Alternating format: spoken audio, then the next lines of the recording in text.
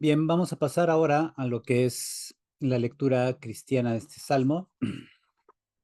Salmo es conocido en la tradición cristiana y utilizado en el misal de Pío V con la oración a los pies del altar.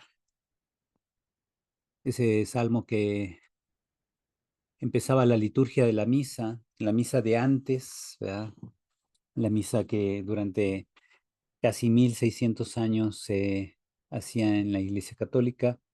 Iudicame Deus, discerne causa mea diligente non sancta, abomine iniquo et doloso erueme. Quia tu es Deus fortitudo mea, quare tristis me repulisti, et quare tristis incedudum affligit me inimicus, emite lucem tuam et veritatem tuam ipsa me deduxerunt, et adduxerunt in montem sanctum tuum, et in tabernacula tua, et introivo ad altare Dei, ad Deum quid letificat juventute meam, etcétera. Entonces, ese salmo lo reza el sacerdote antes de subir al altar, lo acompaña el monaguillo que va respondiendo también, y pues este era siempre el inicio de la misa. Corresponde al Salmo 43, concretamente, este salmo que vemos en su texto. Hazme justicia, oh Dios, defiende mi causa contra gente sin piedad, líbrame del hombre falaz e inicuo. Tú eres el Dios de mi fortaleza. ¿Por qué me rechazas? ¿Por qué debo irme triste, oprimido por el enemigo? Envía tu luz y tu verdad, puedan ellas ayudarme y llevarme a tu monte santo y a tu morada. Vendré al altar de Dios, al Dios de mi jubilosa alegría. Te alabaré con la cítara, Dios mío. ¿Por qué te abates, alma mía? ¿Por qué gimes sobre mí? Espera en Dios, todavía lo alabaré. Salvación de mi rostro y mi Dios.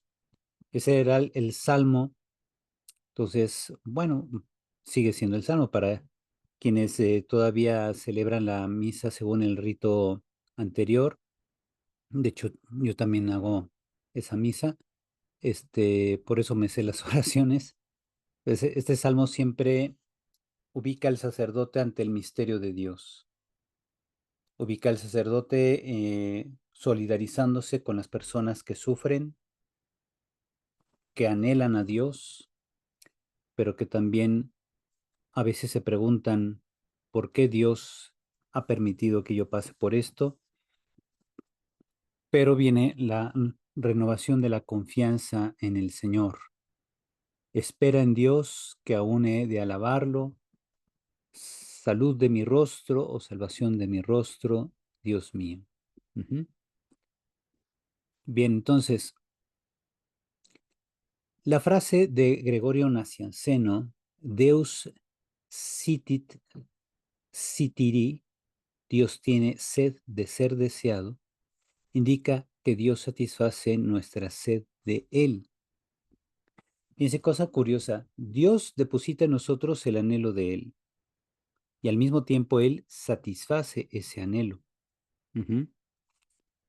Con ello nos damos cuenta primero que Dios es nuestra fuente y Dios es nuestra meta. De Él venimos y hacia Él vamos.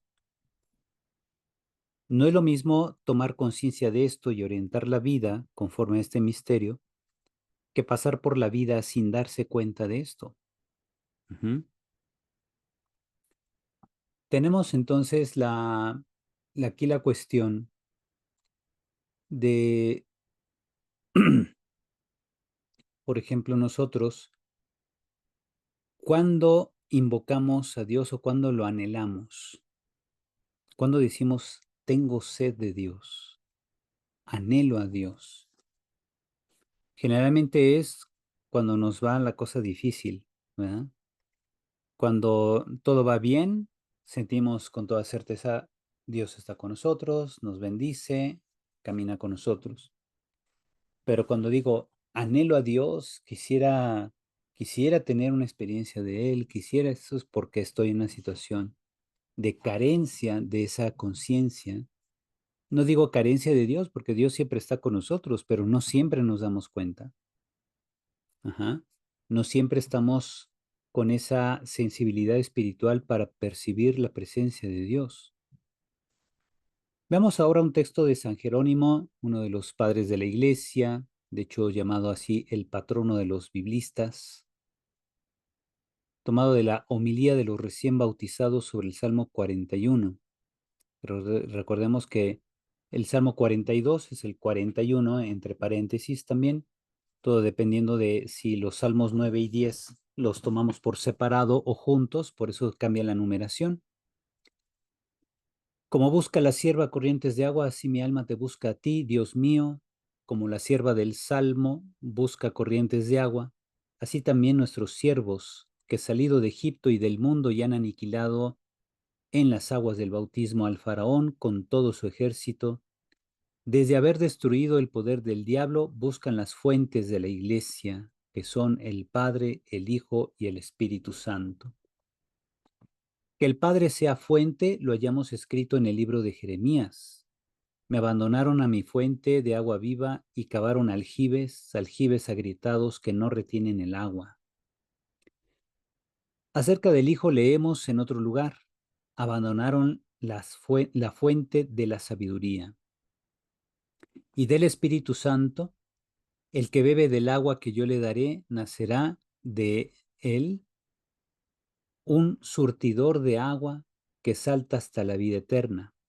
Palabras cuyo significado nos explica luego el evangelista cuando nos dice que el Salvador se refería al Espíritu Santo, de todo lo cual se deduce con toda claridad que la triple fuente de la Iglesia es el misterio de la Trinidad.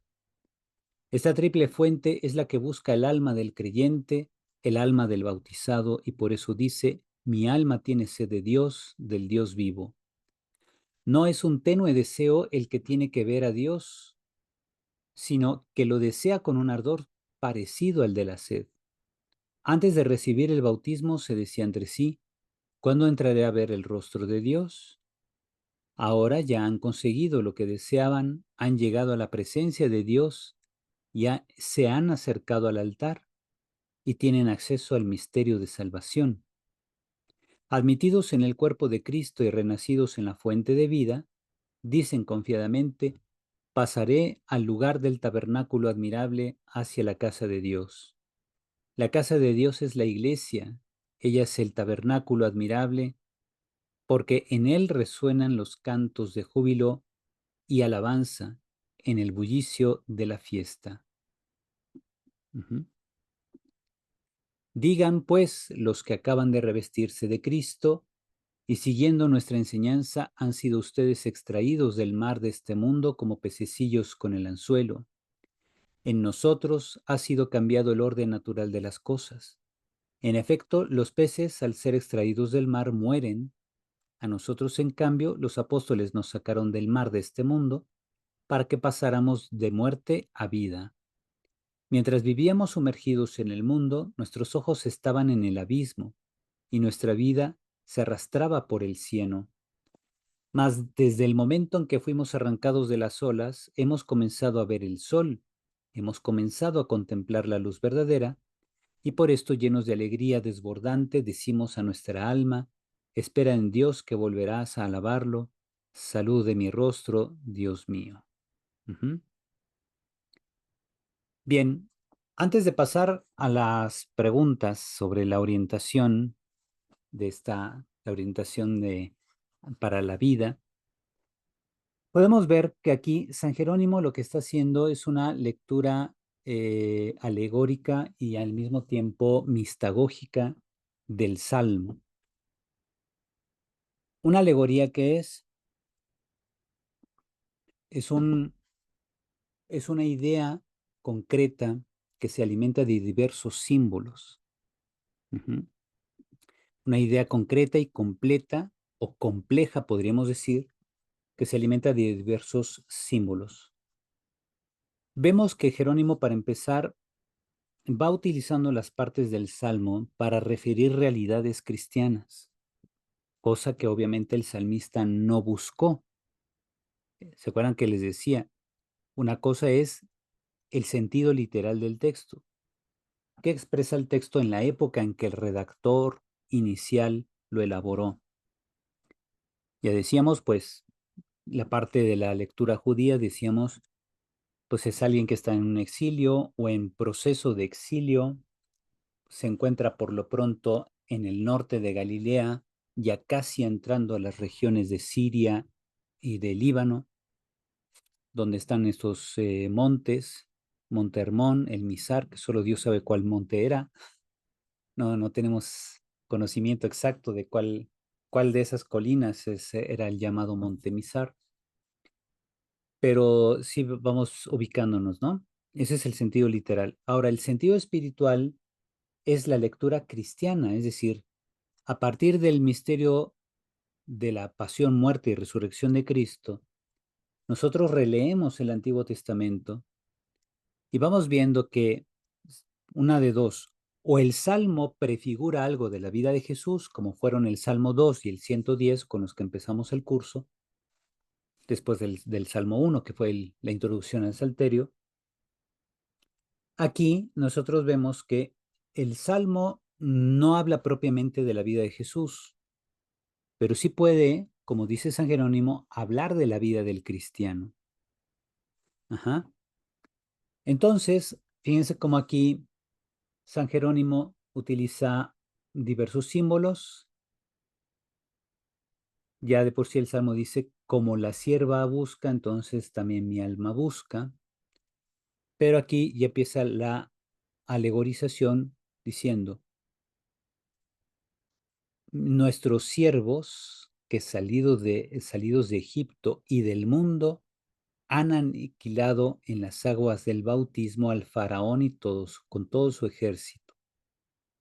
Desde haber destruido el poder del diablo, buscan las fuentes de la iglesia, que son el Padre, el Hijo y el Espíritu Santo. Entonces, fíjense, habla de Egipto, del faraón y del diablo, como esas fuerzas que se oponen a Dios o a sus designios.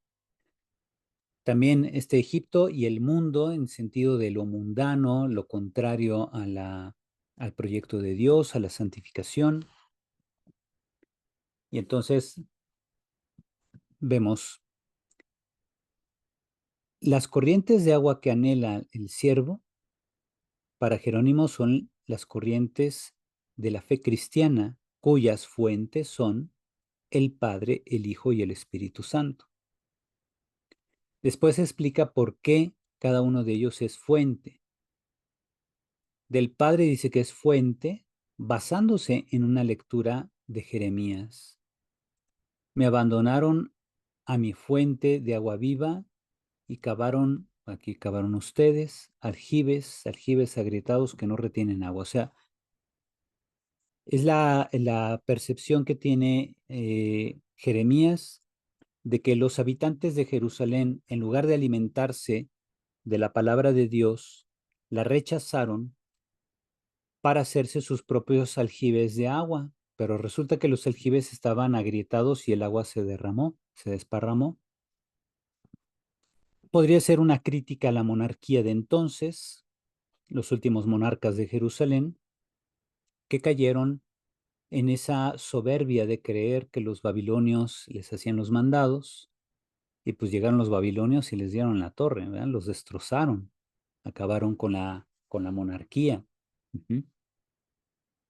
Entonces Jeremías escribe esto, la gente abandonó a Dios, que era la fuente de agua viva, la fuente de su palabra, y la gente se quiso contentar con los aljibes de una monarquía agrietada, una monarquía que ya no cumplía la palabra de Dios, un jerarca o monarca que era un soberbio, creyendo que Nabucodonosor le iba a pasar por alto sus insolencias, y pues llega Nabucodonosor y lo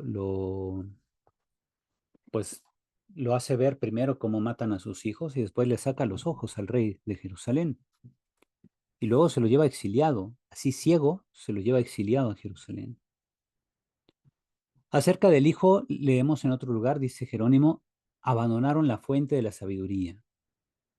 ¿Quién es la fuente de la sabiduría sino el mismo Cristo? ¿Quiénes lo abandonaron? Pues el pueblo judío. Ajá. Aquellos que rechazaron a Jesús para contentarse con sus cumplimientos de la Torá, esos son los que rechazaron o abandonaron la fuente de sabiduría. Del Espíritu Santo dice, el que bebe del agua que yo le daré, nacerá de entre su interior, podríamos poner aquí, o sea, dentro, aquí sería dentro de él, un surtidor de agua que salta hasta la vida eterna. Ujú. Es decir,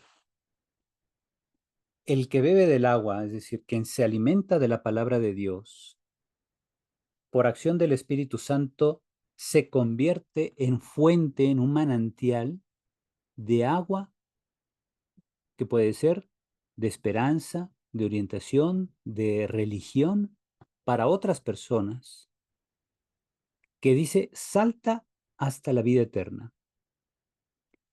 Es decir, el creyente que vive con radicalidad su fe se convierte en motivación para otros, en orientación, se convierte en un sabio al que la gente va y le pide consejo, le pide orientación.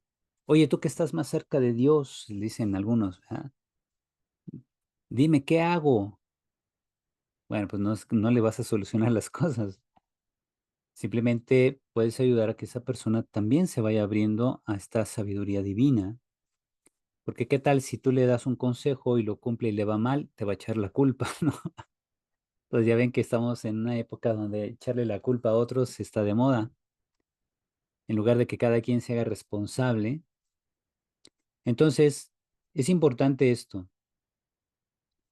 Jerónimo dice, la fuente del Espíritu Santo nos convierte precisamente en manantial de agua viva para otras personas. Ahora, estas palabras, cuyo significado nos explica luego el evangelista, pues captamos este sentido cuando nos dice que el Salvador se refería al Espíritu Santo. Efectivamente, el Espíritu Santo es esa fuente de agua viva que nos convierte también en manantiales de esperanza, de orientación, de vivencia de la religión para otras personas. De todo lo cual se deduce con toda claridad, dice Jerónimo, que la triple fuente de la Iglesia es el misterio de la Trinidad. He ahí la alegoría. Entonces, fíjense, una alegoría se compone entonces de diversos símbolos que juntos representan una línea de pensamiento y una enseñanza. Ahora, ¿qué es lo mistagógico? Recuerden que la mistagogia o mistagogía es la conducción de la persona que te escucha a través del misterio. Vas conduciendo a la persona a través del misterio de Dios. Los padres de la iglesia se caracterizaron prácticamente todos ellos por sus catequesis mistagógicas. Daban enseñanza sobre todo a la gente que se preparaba para el bautismo y a través de las alegorías, a través de los simbolismos, iban iluminando las situaciones concretas de vida que tenían sus formandos, sus catecúmenos, para que luego, al momento de ellos pedir el bautismo, supieran que entonces el ser bautizado debe ser una vida de compromiso para dar vida y esperanza al mundo. El bautizado debe saber desde antes de bautizarse que su vida es un compromiso de continuar la vida y obra de Jesús en el mundo, que es la obra de la santificación. Toda persona, sobre todo adulto, que solicita el bautismo, tiene que comprometerse con la santidad de vida personal y con colaborar en la santificación del mundo, que va más allá del simplemente sanear las estructuras sociales o buscar un México mejor, como decimos, casi como una frase hecha. O sea, hay que ver más allá del servicio social, es construir una sociedad que alabe a Dios, una sociedad que adore a Dios con hacer las cosas bien, conduciendo a la gente al conocimiento de Cristo, conduciendo a la gente al reconocimiento de la soberanía social que corresponde solo a Jesús y que todos estos ámbitos en que vivimos, la democracia y todo eso, tienen que expresar precisamente el ser caminos que conduzcan no solamente a una sociedad mejor, sino a una sociedad más comprometida con los valores del Evangelio. Lamentablemente eso no lo vemos. Las democracias actualmente en el mundo están siendo prácticamente secuestradas por grupos de poder que son los diversos partidos políticos. No quiere decir que todo partido político sea malo, pero sí se puede que todos los partidos políticos vayan purificando sus ideas e intenciones, porque si no se convierten en grupos de poder, como decíamos, en cotos de poder que se pelean entre ellos porque quieren disfrutar o administrar los recursos de una nación. Y además quieren garantizar su impunidad brincando de un lugar a otro, ya sea de un partido a otro o de un cargo político a otro, para que gocen siempre de fuero y no se les pueda juzgar. Esa es la verdadera intención de la mayoría de los políticos, lamentablemente. Pero siempre hay gente que se mete en la política por servir a la sociedad. Y esas personas que tienen buena intención son las que son más abiertas y propicias para encarnar lo que dice este salmo. Hemos de procurar entonces crear una sociedad donde se alabe a Dios, no solamente yendo a un templo, sino creando condiciones mejores de vida, creando condiciones donde la gente pues se comprometa a construir una sociedad que refleje la voluntad divina de que todos seamos hermanos. Ajá. Aunque no todos seamos católicos, pero esa es la visión, ¿no? Todo, toda persona comprometida con la fe tiene que expresar esa fe también en esos compromisos sociales. Ujú. Bien, entonces vemos que el bautismo es la puerta de entrada de la vida de la fe del creyente. El bautismo te constituye hijo de Dios, miembro de la iglesia, partícipe de la vida y misión de Jesús en el mundo, que es una misión de santificación, de buscar el bien de las almas, la salvación de las almas, y todo eso comprende la vida del cristiano. Y eso es lo que hace Jerónimo. Utiliza el Salmo, lo reinterpreta a la luz de la muerte y resurrección de Cristo, a la luz del misterio de la Trinidad, y desde ahí trata de educar a aquellos que están preparándose al bautismo o a estos recién bautizados, como dice el subtítulo del comentario de San Jerónimo, y ahí se va procurando entonces forjar cristianos con plena conciencia de ser las manos de Cristo en el mundo para que el mundo se santifique. Ujú. ¿Cómo ven esta intervención de Jerónimo? ¿Si les, si les mueve el tapete o no?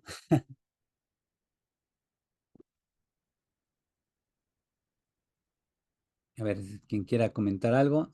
María Luisa, adelante. Sí, sí, sí. Tiene un punto de vista bien diferente de lo que el escritor estaba queriendo decir con sus vivencias, Ujú. pero Jerónimo lo expresa de otra forma, pero sí llega mucho al corazón con una invitación pues al servicio a los demás, ¿no? Pero desde una perspectiva interior, desde un cambio Ujú. interior, ¿no? Y al Sí, final de cuentas eso es lo que importa, siempre con la luz de Cristo, ¿no? A través de la luz de Cristo como principio. así es. Fíjese cómo Jerónimo no deja todo en Dios, nos dice, pues yo espero que el Señor otra vez haga resurgir nuestra fe, o espero en Dios volver a alabarlo, así como que, como si fuera un agente paciente o pasivo que espera que Dios actúe. Jerónimo cambia las cosas. Dice él, mientras vivíamos sumergidos en el mundo, nuestros ojos estaban en el abismo y nuestra vida se arrastraba por el cieno. ¿A qué se refiere ahí? Al desconocimiento de Dios. Mientras estamos sumergidos en la mentalidad del mundo, que son estas ideologías LGTB y todas esas cosas, pues ese es el ámbito en que mucha gente se mueve, en que los políticos y lo políticamente correcto se mueve. Pero dice, desde el momento en que fuimos arrancados de las olas, o sea, de este vaivén de las ideologías del mundo, hemos comenzado a ver el sol. Aquí el sol es símbolo de Cristo. Hemos comenzado a contemplar la luz verdadera, la revelación. Y por eso, llenos de alegría desbordante, decimos, espera en Dios que volverás a alabarlo. Salud de mi rostro, Dios mío. Pero esta espera no es meramente pasiva, como se podría intuir del Salmo. El salmista dice, vivo una situación difícil, pero yo espero que en el futuro las cosas mejoren. Aquí Jerónimo ya dice, desde el momento en que tú como bautizado ya gozas de las aguas de la vida eterna o de las aguas de la presencia del Espíritu de Dios, sabes entonces que Dios cambia nuestro orden natural, que Dios nos hace vivir en otro nivel de significación. Podemos darle a la vida entonces una orientación de servicio, de transformar las realidades. Y entonces, espero en Dios, espero volver a alabarlo y por eso me comprometo en el presente. Ujú. Es la esperanza cristiana que San Pablo la va a desarrollar en sus cartas, cuando habla de fe, esperanza y caridad, estas tres virtudes teologales que se nos dan en el bautismo de manera infusa, no son como las virtudes cardinales o humanas, que son el fruto de un largo tiempo de esfuerzo de hacer las cosas bien, lo que va generando la virtud. En este caso, la fe, la esperanza y caridad, el Espíritu Santo las infunde en nosotros en el bautismo, pero deja que nosotros las desarrollemos también, ¿verdad? Una persona recién bautizada, por ejemplo, tiene el don de la fe, pero no ha trabajado su fe todavía.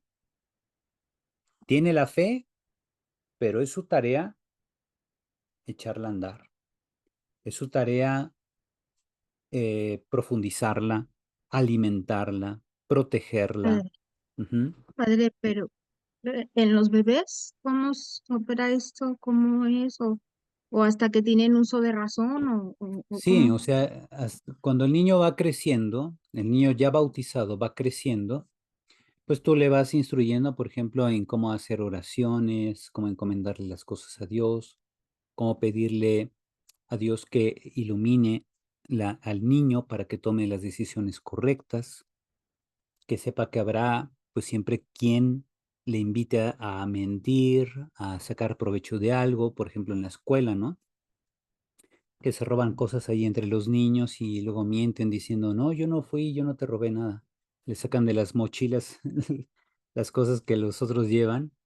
Y bueno, entonces los papás van educando a su hijo, mira, en la escuela no te dejes, no por querer quedar bien con alguien, empieces tú a caer en la mentira, en el engaño, en el insultar a otra persona, hacerle bullying a otro, etcétera. Entonces, ya esa persona, ese niño, esa niña, va creciendo con una orientación y además se le puede decir, mira, que tú como hijo de Dios que eres por el bautismo, tu tarea, tu trabajo en la vida, pues debe ser más bien esto de colaborar a que las cosas sean justas, ¿verdad? La relación entre los niños se ajusta, eh, que no permitas que se burlen de alguien o que hablen mal de alguien cuando no está. Y si alguien se burla de otra persona y tú tienes miedo de que te golpeen a ti porque no te juntas con ellos, pues mejor aléjate. Puedes decirle a la maestra, o sea, denuncia las injusticias, porque eso es lo que debemos hacer como responsables que somos también, de nuestros ámbitos donde vivimos y de nuestra sociedad, porque Dios nos ha dado esa tarea de ser responsables también de la sociedad. Ujú. Entonces, es poco a poco, vas educando al niño, a la niña, en ver que su fe debe iluminar sus decisiones, que su fe le va orientando a ser no solamente una mejor persona, sino alguien unido a Dios, alguien unido a Cristo. Ujú. Sí, fíjense, en estos días me comentaron que están visitando aquí en México las reliquias de Carlo Acutis, un joven que será próximamente canonizado por el Papa Francisco. Carlo Acutis murió de 15 años, un joven pues italiano, bueno, nació en Londres, pero creció en una familia italiana, en Milán, y luego se fue a Asís. Y ahí creo que murió en Asís y ahí se encuentran también sus restos. Y Carlo Acutis, a pesar de haber muerto tan joven, es considerado el patrono de los que evangelizamos por internet. Así que es patrono de estos cursos también, Carlo Acutis. Y fue un muchacho que desde niño tenía muy claro cuál era su rol en la vida, un rol desde la fe, ¿verdad? Que era evangelizar al mundo de la importancia de la Eucaristía. Y entonces se hizo una página de internet para hablar ahí de los milagros eucarísticos y daba orientaciones por medio del internet, ¿verdad? Organizó también una serie de imágenes y texto con las que se hizo una exposición sobre la historia de los milagros eucarísticos que se difundió por muchos países todavía en su tiempo de vida, antes de que él muriera, que murió de leucemia. Ujú. Y cuando se enteró que tenía leucemia y que iba a morir, lo tomó con toda serenidad, así, dice, pues qué padre, pues ya voy a ver a Cristo, ¿no? O sea, una mentalidad completamente diferente a lo que comúnmente vemos en el mundo. Y ese es el producto de la fe. Y entonces este muchacho va a ser canonizado, ya es beato, va a ser canonizado empezando julio, el Papa va a dar la fecha de la canonización. Y es muy importante valorar cómo una persona que desde su infancia se abrió al misterio de Dios, cómo dirigió su vida en un compromiso no solo con el bien, sino con la santificación de las personas que estaban a su alrededor. Él era de una familia pues pudiente, de dinero, y tenían un sirviente que era de la India, si no me equivoco. Bueno, tal fue el testimonio del niño, Carlo Acutis, que este señor de la India, se convirtió y pidió el bautismo. Dijo, me convenció el niño, me convenció de Jesucristo, de la Biblia, de todo esto, de la iglesia, siendo que él no sabía nada del cristianismo. Él era de origen, creo que hindú. No recuerdo exactamente de qué religión era su familia. Él no era practicante, de todos modos, de esa fe de la India, pero pues sí tenía ciertas nociones, ¿no?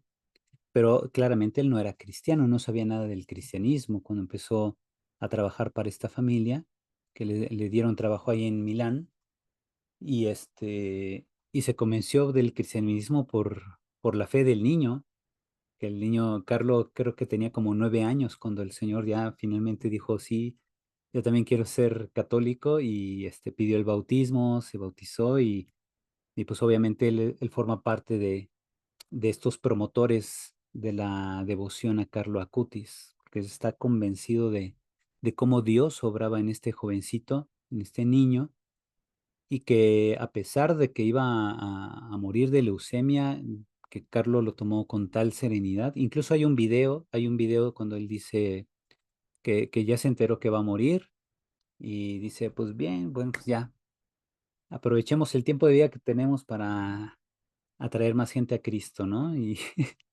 en ningún momento se angustió porque iba a morir ni nada de eso. Y ahí se ve, ¿no? Cómo los valores de la fe redimensionan la vida de la persona. Ujú. Y muchas veces nosotros, los que quizá ya hemos vivido más tiempo, estamos tan enamorados de la vida que cuando nos dicen, tienes cáncer, vas a morir, te quedas, ay, no, y una tragedia y lloras y todo eso. Y a cualquiera nos puede pasar, ¿verdad? Mientras más vivimos, más nos aferramos a la vida. Y los jovencitos como que, bueno, pues ya, por la fe sé que viene algo mejor, pues para acá en mi angustia, ¿no? Quizás sufra y me duela el proceso que me lleva a la muerte, pero me da esperanza el saber a dónde voy. Ujú. Sí, Edne, adelante. Si quiere activar su Em, micrófono. Ahí está. Me llama muchísimo la atención. Ahorita empecé a escucharlo nuevamente, me tuve que salir, me entró una llamada, empecé a escucharlo nuevamente cuando usted estaba diciendo, Carlo Acutis, con Ujú. su testimonio, convirtió a este hindú. Me perdí todo lo demás, Ajá. pero luego empezó a decir, a hablar sobre la muerte.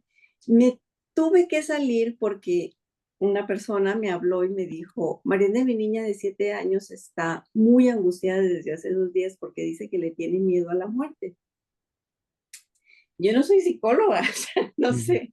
Y te Ajá. hablo para que me digas qué hago. Hoy dije yo, Miren qué nomás. bárbaro. Y ya le dije algunas cosas. Y miren, ahorita le Sí. estoy poniendo un mensaje. Busca a Carlos Acutis en el Google. Sí, sí, pues de hecho la mayoría de los santos, incluso Santo Domingo Sabio, que es el santo más joven del santoral, bueno, o fue de los más jóvenes, creo que los niños de Tlaxcala también eran más o menos como de esa edad, incluso más chicos, pero Santo Domingo Sabio fue acólito de San Juan Bosco y él murió de 10 años, tengo entendido, y también tenía una fe muy limpia, muy pura. Y también así, sabiendo él que iba a morir, pues se puso en las manos de Dios con toda tranquilidad, ¿no? ¿Por qué? Porque la fortaleza está en la fe. O sea, la fe me dice que cuando termine esta vida, iré al encuentro de Cristo. Entonces, quiero que ese encuentro sea feliz, entonces me comprometo en mi vida a vivir el Evangelio, me comprometo a ser feliz, a ayudar a otros a conocer a Cristo, ¿verdad? Superar todos los debates doctrinales y todo eso y procurando más bien dar la orientación desde la riqueza de la fe. ¿Cómo puedo yo enriquecer la vida de otras personas desde una perspectiva de fe, sin entrar tanto en las discusiones sobre cómo se debe interpretar tal pasaje bíblico, ¿no? Porque esas discusiones siempre estarán, pero lo que define la vida está en precisamente cómo asumimos lo que el Espíritu Santo nos está diciendo. Ujú. Y bueno, pues yo tengo un libro en italiano que se llama La morte incontro con la vita. Es un libro precisamente para orientar a los tanatólogos, por ejemplo, ¿verdad? De las personas que se dedican al sentido de la muerte y cómo acompañar también a los enfermos terminales y todo eso, cómo prepararlos al encuentro definitivo con el Señor. Mientras que los santos, pues ni siquiera necesitaron leer un libro de tanatología, como a ellos lo que los mueve es el amor, el encuentro continuo con Cristo a través de la lectura meditada de la Biblia, a través de los sacramentos, sobre todo la Eucaristía, pues ellos fueron encontrando ya esa fortaleza mucho antes de plantearse las cuestiones de la muerte. De modo que cuando le dicen, ¿sabes qué? Pues tienes esta enfermedad y quizá te quedan 3 meses. Pues, ¿cómo reacciona un santo? Con alegría. Dice, ay, dentro de 3 meses voy a estar con el Señor. Mientras que nosotros nos quedamos, ay, no, me cortan el hilo, ¿no? Entonces el planteamiento es diferente, porque el santo está tan habituado a su encuentro con el Señor a través de las realidades sacramentales, a través de la oración, etcétera, que lo que más anhela es estar con el Señor. Ajá. Es más, como dice las cartas, la primera carta de Pedro, somos peregrinos en este mundo, pero aún siendo peregrinos sabemos que tenemos una responsabilidad en la vida mientras el Señor nos llama a su presencia. Ajá. Entonces, Carlo Acutis, por ejemplo, pensó, mi vida, me queda poco tiempo de vida, entonces, ¿qué debo hacer? ¿En qué me debo ocupar? En aprovechar el tiempo que yo pueda para acercar más gente a Cristo. Y esa fue su única preocupación u ocupación, ¿verdad? Dijo así como que todavía me quedan 2 meses, ¿no? Pues en estos 2 meses tengo que inventar algo, crear algo para que la gente conozca a Cristo. Y esa fue su motivación, en eso se movió él. Claro, pues que iba haciendo sus tratamientos y toda la cosa, pero sabía ya que la muerte representaba para él, como lo fue para San Francisco de Asís, se convirtió en una amiga. San Francisco de Asís decía, hermana muerte, dulce amiga, que me llevaras al encuentro con el Señor, ¿verdad? Mientras que generalmente vemos la muerte como algo terrible, la aniquilación o la destrucción de nuestra presencia en el mundo, qué sé yo. Los santos redimensionan la muerte. Ajá, la ven como, sí es un límite biológico, no es un ser vivo, obviamente. Eso de decir que la muerte es amiga es una mera metáfora. Es simplemente la ocasión o oportunidad, la situación que nos garantiza el traslado, el tránsito, como decimos, de esta vida a otra. Ujú. Que generalmente a lo que se le teme es al padecimiento previo a la muerte, ¿verdad? Porque vemos los enfermos terminales cómo sufren y nos desespera también ver que no podemos ayudarlos, porque ya están en una fase que han traspasado el umbral de la posibilidad, al menos biológica o científica, de recuperarse. Los ponemos en las manos de Dios y como que ya no podemos hacer otra cosa. Pero los santos, en cambio, ven los sufrimientos como un estar unidos a Cristo crucificado, redimensionan su sufrimiento como una oportunidad para ofrecer su oración y su dolor por otros, por la santificación de otras personas, y ven su propia muerte como una liberación de las circunstancias, pues pasajeras, dolorosas o imperfectas de esta vida, no tanto una liberación del cuerpo, porque saben que Cristo también resucitará nuestro cuerpo, sino más bien como que será el fin de las circunstancias imperfectas, de las circunstancias que generan dolor y que ya se abre pues la entrada a la vida en plenitud. Y entonces, mientras uno tenga la conciencia, he vivido esta vida aprovechando cada momento como una oportunidad para bendecir a otros, para acercar a otros a Cristo, para santificar al mundo, pues que venga la muerte. Ya estoy listo. Estoy preparado para el encuentro con el Señor. Ahora, eso se oye bonito, pero el chiste es que cuando tú ves que alguien toda su vida llevó ese tipo de camino, pues lo dice con toda convicción. No es una frase bonita, es la conclusión a la que ha llegado después de la forma en que vivió. Ujú. Y por eso, esos son los santos. Son personas que han encarnado el Evangelio con tal radicalidad que se convierten para nosotros en manantiales de agua viva. Se convierten para nosotros en presencia concreta del Espíritu de Dios que ilumina contextos que vivimos nosotros.